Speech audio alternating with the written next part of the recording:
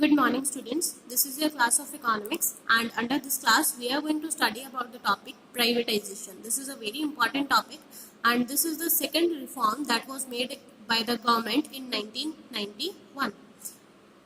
In LPG, P stands for privatization and we are going to discuss about that. Privatization is a general process of involving the private sector in the ownership or operation of the state-owned enterprises, which means privatization means involving private sector in the operations, in the ownership of which enterprise which were earlier owned by a state. Okay, which means bringing private sector into action. It implies shedding the ownership or management of a government-owned enterprise, which means now the ownership and management of a government-owned enterprise will be taken from the government and it will be given to some private enterprise so that they can run it in private sector. Government companies are converted into private companies. In privatization, we convert government company into private companies, and this is converted by two ways. By withdrawing the government from ownership and management of public sector company, we can withdraw the ownership and management of the public sector company and give it to private sector company, and this will be privatization. And the second is by outright sale of public sector company. By selling the public sector company to some private sector company so that it become private company, this is also privatization. Privatization of public sector enterprise by selling of part of equity of PSE, private sector enterprise, to the public is known as disinvestment. Why this is disinvestment? Because we are reversing the investment made by public sector enterprise, public sector in any enterprise, and we are reversing that investment to the public sector, and now the investment is made by private sector. This is disinvestment. The purpose of the sale, according to the government, was mainly to improve the financial discipline and facilitate modernization, because government sector failed to modernize the activities, the country as well as the technology. So there was a need of modernization which can be better given by private sector. That's why the need for privatization was felt and privatization was made. It was also advised that private capital and managerial capabilities could be effectively used to improve the performance of the PSU, private sector undertakings. When private capital and private management is invested there, then what happened that nobody wants to have losses, because what happened in public sector, if the losses are there, then the losses are of government, but nobody want to borne those losses on himself or herself. So whenever there is private capital investment, the owner will try to save their capital from losses, and there will be a better management and effective management there. In India, privatization involves three steps. The first, disinvestment. Disinvestment means sale of share of public sector to private sector. We have sold the investment made by public sector to whom? To private sector. Next is denationalization, breaking the bond of nationalization and handling over public unit to private sector. Here we just transfer the public unit to private sectors.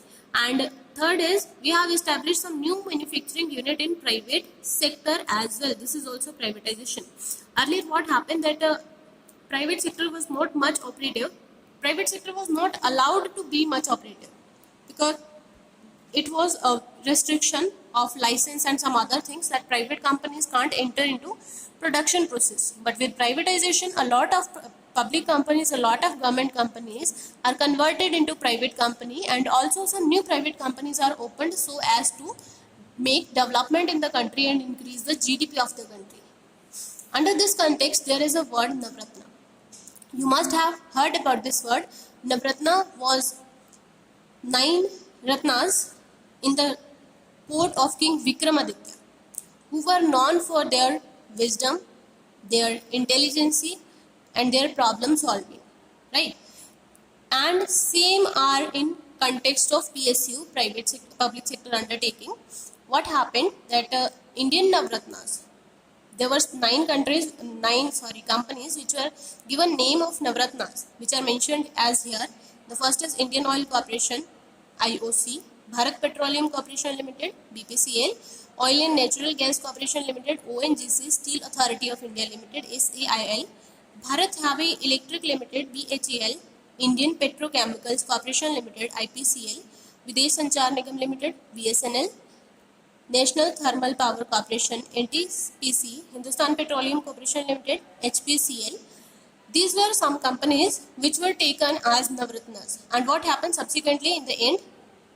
Gas Authority of India Limited, GAIL, and Mahanagar Telephone Nigam Limited, MTNL, are also granted the status of Navratnas. They were prioritized. There were certain priorities given to these sectors because they were heavily devoting toward development of the country. They were majorly devoting themselves toward the development of the country. So government was also giving some benefits to them, some incentives to them for this step. Okay. Next is what measures we have taken for privatization. What we have done for privatization. The first is we have sold the shares of public sector undertaking to whom? To private sector undertaking.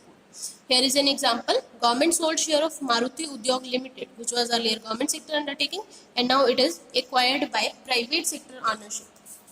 Now it is private sector, and the share of private sector in it has increased from 45% to 55%. Earlier the share was only 44%, 45%, which means less than 50%. So owner was considered as government, and this will be said as a government company.